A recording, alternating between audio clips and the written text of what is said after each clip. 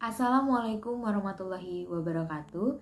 Perkenalkan, nama saya Nabila Graselda dengan NIM C1B019160 Prodi Manajemen Universitas Jambi. Di video hari ini saya akan membahas mengenai hukum pajak. Sebelum kita mengetahui apa itu hukum pajak, alangkah baiknya kita mengetahui apa itu pajak. Pajak adalah pungutan wajib dari rakyat untuk negara. Setiap uang yang pajak yang dibayarkan rakyat akan masuk dalam pos pendapatan negara dari sektor pajak. Penggunaannya untuk membiayai belanja pemerintah pusat maupun daerah demi kesejahteraan masyarakat. Pengertian hukum pajak. Hukum pajak adalah hukum yang bersifat publik dalam mengatur hubungan negara dan orang atau badan hukum yang wajib untuk membayar pajak. Selain itu, hukum pajak diartikan sebagai keseluruhan dari peraturan-peraturan yang mencakup tentang kewenangan pemerintah untuk mengambil kekayaan seseorang dan menyerahkan kembali kepada masyarakat melalui uang atau kas negara. Untuk lebih jelasnya lagi, berikut adalah dasar-dasar hukum yang mengatur perpajakan di Indonesia.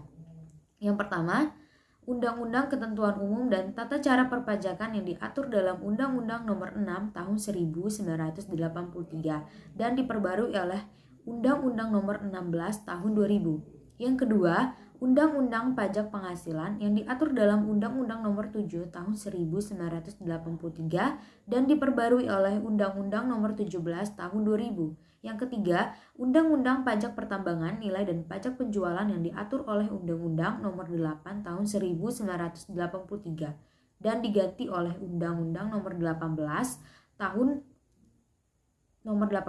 2000. Yang keempat, Undang-Undang Penagihan Pajak dan Surat Paksa yang diatur dalam Undang-Undang Nomor 19 Tahun 1997 dan diganti menjadi Undang-Undang Nomor 19 Tahun 2000. Yang kelima, Undang-Undang Pengadilan Pajak yang diatur dalam Undang-Undang Nomor 14 Tahun 2002. Selanjutnya yaitu ciri-ciri pajak. Ciri-ciri pajak yang pertama adalah pajak merupakan kontribusi wajib warga negara.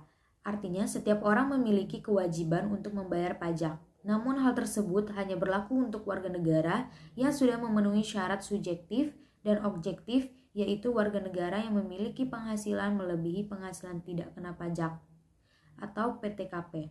Yang kedua, pajak bersifat memaksa untuk setiap warga negara. Dalam Undang-Undang Perpajakan sudah dijelaskan bahwa seseorang dengan sengaja tidak membayar pajak yang seharusnya dibayarkan, maka ada ancaman sanksi administratif maupun hukuman secara pidana. Yang ketiga, warga negara tidak dapat imbalan langsung. Pajak berbeda dengan retribusi. Ketika sudah membayar pajak, tidak langsung mendapatkan manfaatnya. Yang keempat, berdasarkan undang-undang. Artinya, pajak diatur dalam undang-undang negara. Ada beberapa undang-undang yang mengatur tentang mekanisme perhitungan pembayaran dan pelaporan pajak.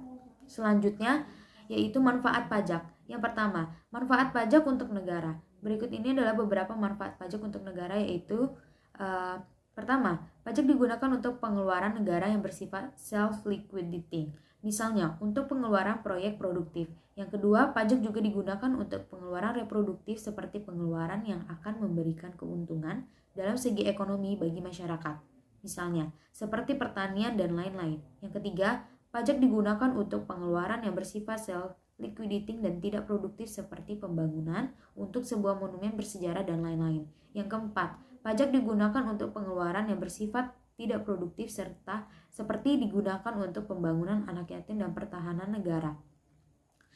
Yang kedua, manfaat pajak untuk masyarakat. Manfaat pajak untuk masyarakat yaitu ada 4. Yang pertama, pajak digunakan untuk membangun infrastruktur seperti rumah sakit, jalanan, sekolah, dan fasilitas umum lainnya. Yang kedua, pajak digunakan untuk memberi subsidi bahan bakar minyak dan juga subsidi pangan. Yang ketiga, pajak digunakan untuk menyediakan pelayanan transportasi umum. Yang keempat, pajak digunakan untuk pelaksanaan hal-hal demokrasi, contohnya seperti pemilu. Yang ketiga, pengalokasian dana pajak.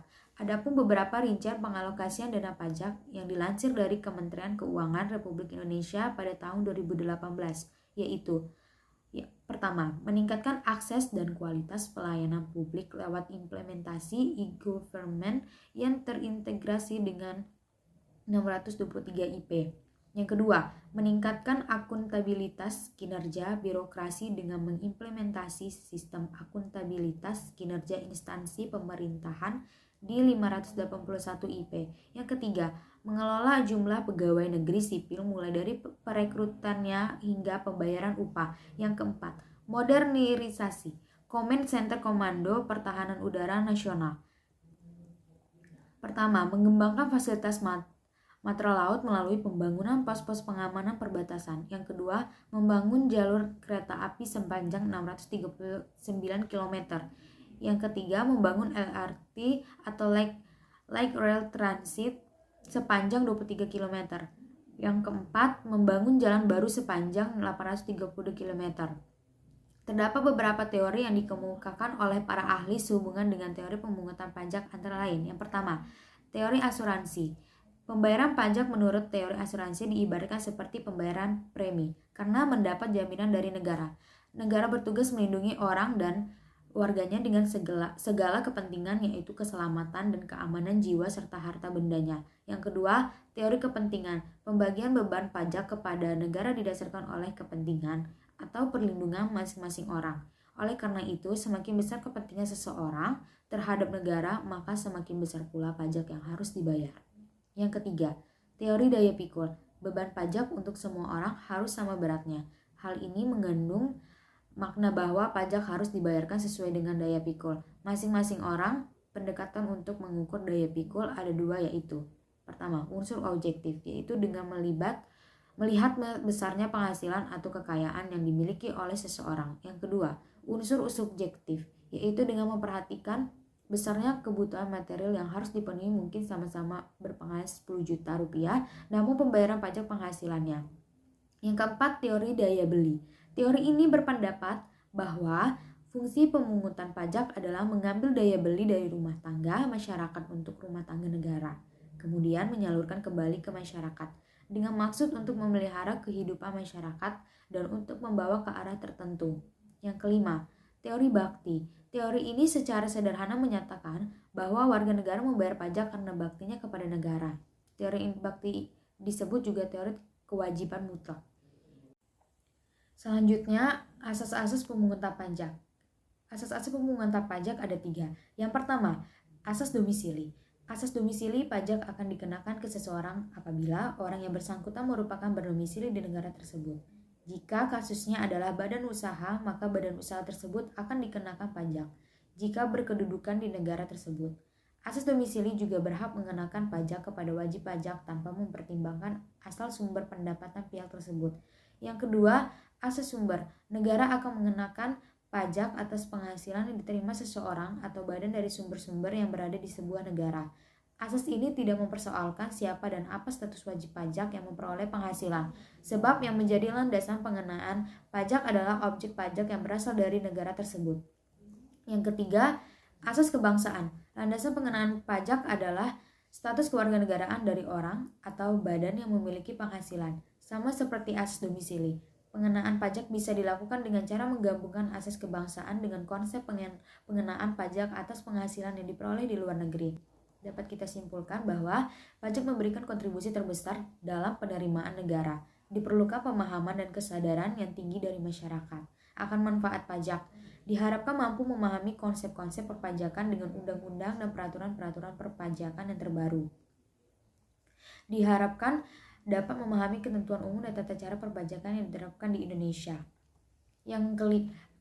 Fungsi-fungsi hukum pajak adalah sebagai dasar pelaksanaan perpajakan, mengatur tata cara pelunasan pajak, dan memberi kepastian hukum kepada wajib pajak dan fiskus. Baiklah, sekian pembahasan yang dapat saya sampaikan di video hari ini. Bila ada kekurangan kata, saya mohon maaf. Wabillahi taufiq wal hidayat. Wassalamualaikum warahmatullahi wabarakatuh.